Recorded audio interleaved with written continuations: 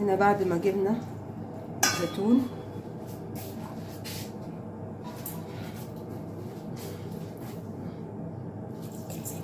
نحط ملح 6 معالق ملح،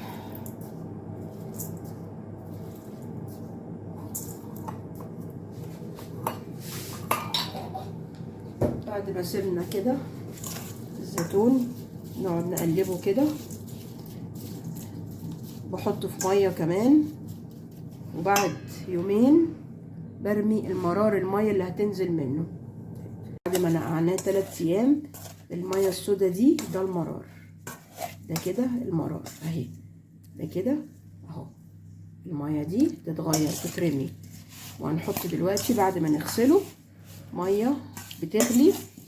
الميه اللي بتغلي دي عشان نرمي ده كله، وترجع لي بدل كرمشة الزيتون دي هترجعه يفوق تاني وينتعش تاني من اول وجديد. بعد كده نحط ميه سخنه بتغلي ونقعد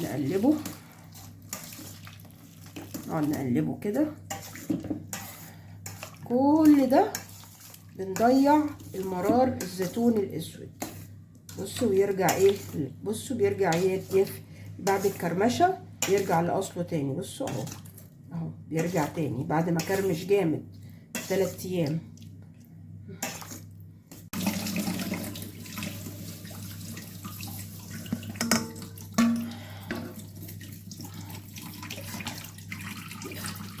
كده بعد الميه مغليه بصفيه كده احطه تاني، ارجع احطه تاني في الطبق واحط ميه مغليه تاني.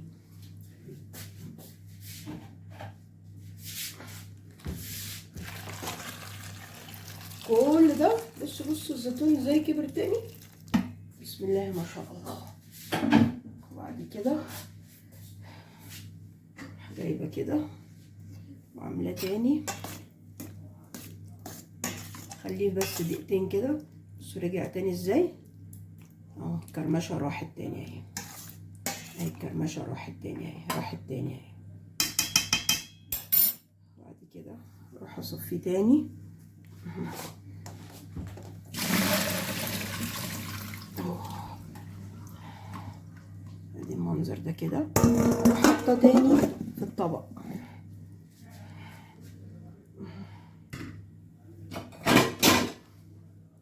نحط ميه نضيفه، ونحط هنا 5 معالق ملح على كيلو الزيتون الاسود. وكمان نحط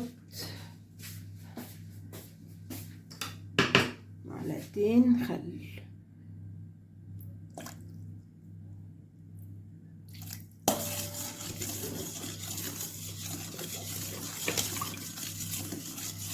نقعد نقلب كويس قوي قوي قوي قوي.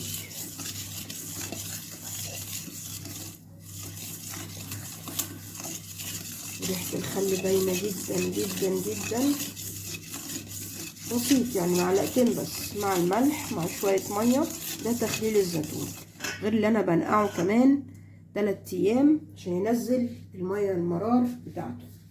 بعدين بحط شوية زيت، عباد شمس كده، بحط بقين.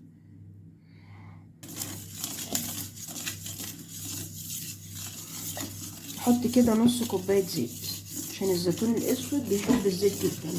وبقعد اقلب بقى الملح بايه، بالميه، بنقطة معلقتين الخل بشوية الزيت.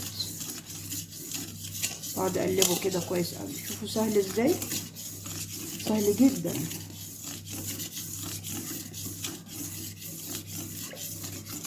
وممكن بعد مثلا 10 ايام افتحوا لقيتوه محتاج ملح تاني وحطوا معلقة وجربوا التست عادي. في ناس بتحبه مملح قوي وناس بتحبه ملح خفيف. انا بحبه ملح خفيف. الزيتون الكلاماتا ده ملحم، كله لحم وحلو جميل.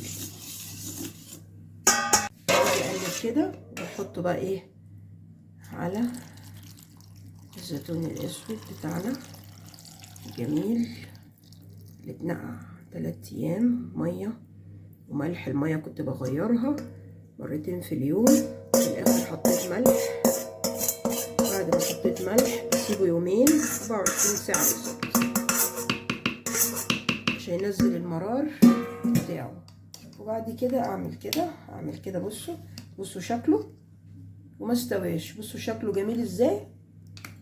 بصوا اهو يبقى تحفه يطلع. لان عندي اصلا الزيتون الاسود بيعشق الزيت اهو. شوفوا شكله جميل ازاي اهو.